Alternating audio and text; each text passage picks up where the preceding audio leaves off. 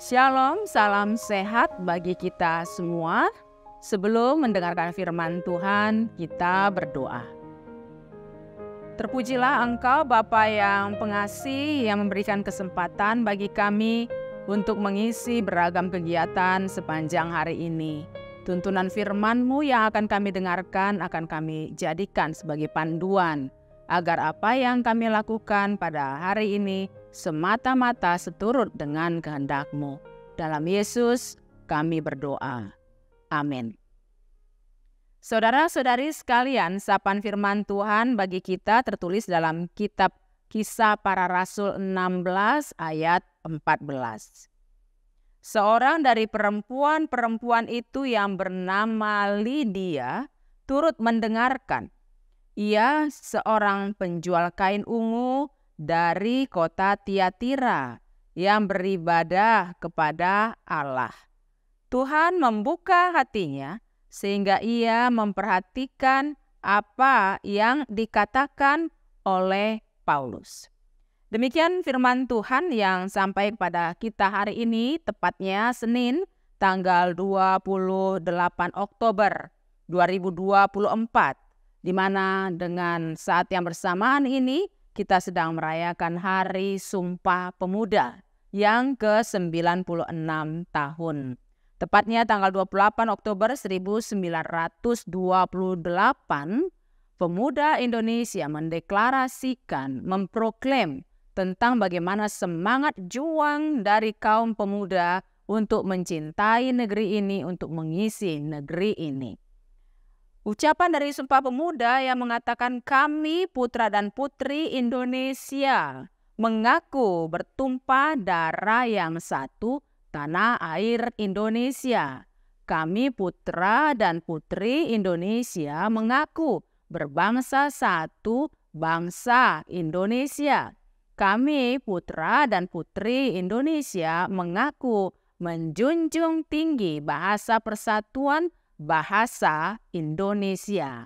Mari kita juga semuanya yang sudah menjalani kehidupan di masa merdeka ini senantiasa mengingat dan melaksanakan semangat juang para pemuda pada zaman dahulu untuk boleh kita tanggung jawabkan pada saat ini mengisinya dengan sebaik-baiknya agar negeri ini mempunyai semangat yang tetap menjaga persatuan yang satu dengan yang lainnya, menjauhkan perbedaan dan hal-hal yang membuat kita saling bertikai satu dengan yang lainnya. Sebab apabila kita memperhitungkan diri kita ini sebagai bagian dari yang lain, maka kita pasti sebagaimana pepatah bahasa Indonesia yang mengatakan bahwa bersatu kita teguh, bercerai kita runtuh. Dan kalau kita melihat firman Tuhan yang disampaikan kepada kita pada saat ini, di mana Paulus juga sangat terbuka untuk memberitakan firman Tuhan tidak hanya dalam ruang lingkup yang eksklusif, tapi dia juga memberitakan firman Tuhan kepada orang-orang yang selama ini tidak tersentuh tentang pemberitaan firman. Baik itu kepada kaum perempuan, secara khusus dia memberikan pengajaran kepada para businesswoman pada saat itu. Salah satunya yang bernama Lydia, yang merasa bahwa dia sebetulnya adalah orang yang tidak pantas untuk diperhitungkan. Dan dia juga adalah memang orang Yahudi yang tinggal di daerah Asia Kecil atau pada saat ini dikatakan sebagai daerah Irak. Dia melayani dengan sungguh-sungguh mendengarkan firman Tuhan karena memang Paulus memberikan kesempatan kepada Lydia untuk mendengarkan firman Tuhan, dan selanjutnya Lydia juga adalah penopang pemberitaan pekabaran Injil yang dilaksanakan oleh Paulus. Apakah implementasinya yang bisa kita lihat pada saat ini? Di sini dikatakan Tuhan membuka hatinya sehingga ia memperhatikan apa yang dikatakan oleh Paulus.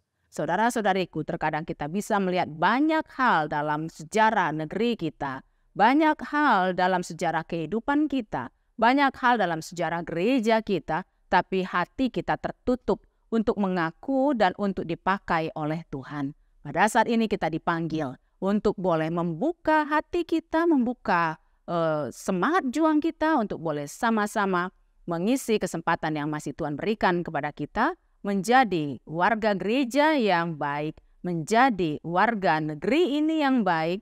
Dengan demikian kita bisa mengisinya seturut dengan kehendak Tuhan dan menjadi berkat bagi orang di sekitar kita. Selamat menjadi pejuang untuk memperjuangkan iman dan selamat menjadi pemenang dalam perjuangan bersama dengan Tuhan.